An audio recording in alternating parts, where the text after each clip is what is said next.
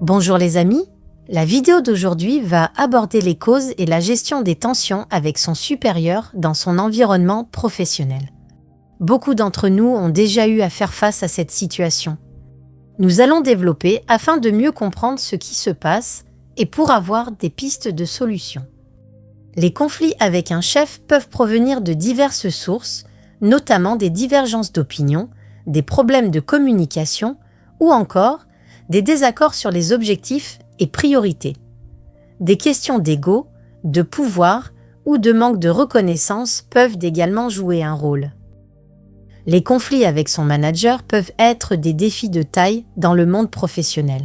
Souvent impressionnantes, ces situations ne sont pas évidentes à appréhender. Cependant, une approche réfléchie et stratégique peut transformer ces moments de tension en opportunités de croissance personnelle et professionnelle. Voici quelques causes courantes de conflits avec un supérieur hiérarchique. Premièrement, mauvaise communication. Un manque de clarté dans les consignes, des malentendus ou une communication inefficace peuvent créer des tensions et des conflits. Deuxièmement, divergence d'opinion. Il est naturel que des individus aient des points de vue différents sur la manière de gérer une situation. Ces désaccords peuvent dégénérer en conflit si les deux parties ne sont pas capables de trouver un terrain d'entente. Troisièmement, objectifs et priorités conflictuelles. Des désaccords sur les objectifs à atteindre, la répartition des tâches ou les priorités peuvent engendrer des tensions et des frustrations. Quatrièmement, manque de reconnaissance. Le besoin de reconnaissance et de valorisation de son travail est un facteur important dans la motivation et le bien-être au travail. Un manque de reconnaissance de la part du supérieur peut être source de conflit. Cinquièmement, incompatibilité de personnalité. Des personnalités incompatibles peuvent rendre la communication et la collaboration difficiles, augmentant le risque de conflit.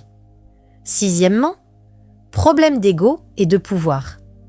La rivalité, la jalousie ou la recherche de pouvoir peuvent engendrer des conflits, notamment lorsque le salarié cherche à prendre la place du manager ou se sent menacé par celui-ci. Septièmement, abus d'autorité ou harcèlement. Dans les cas les plus graves, les conflits peuvent découler d'un abus d'autorité ou de harcèlement de la part du supérieur. Huitièmement, problèmes liés à l'organisation du travail. Des problèmes de répartition des tâches, de charges de travail ou de conditions de travail peuvent également engendrer des conflits. Il est important de comprendre les causes du conflit pour pouvoir le gérer efficacement et trouver des solutions adaptées. Alors, comment gérer un conflit avec son manager? Les tensions avec un supérieur hiérarchique peuvent être déstabilisantes. On se sent souvent impuissant, pris entre l'envie de réagir et la peur des conséquences.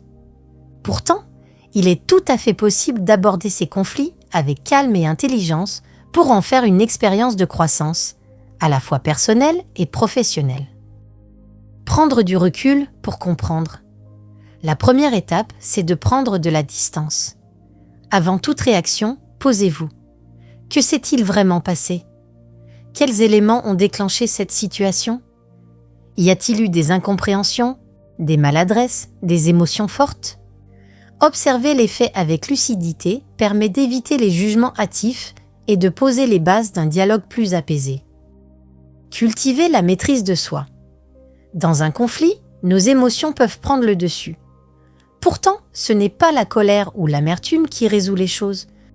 Respirer profondément, attendre avant de répondre, s'exprimer posément. Tout cela demande de l'entraînement, mais c'est un vrai pouvoir.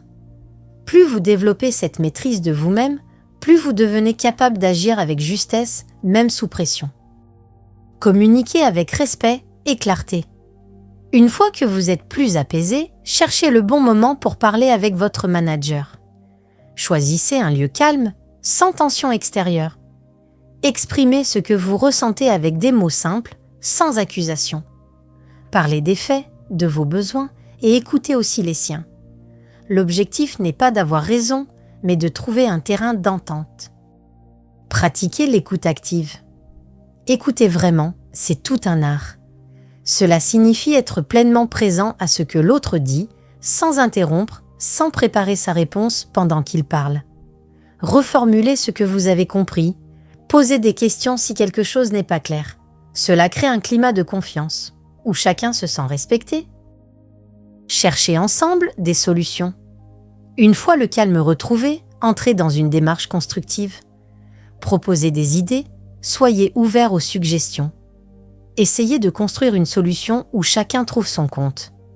Ce n'est pas toujours possible à 100%, mais l'effort de collaboration renforce la relation et évite bien des rancunes. Faire appel à une médiation si besoin. Parfois, malgré toute votre bonne volonté, le dialogue est bloqué. Dans ce cas, il est légitime de faire appel à une personne neutre.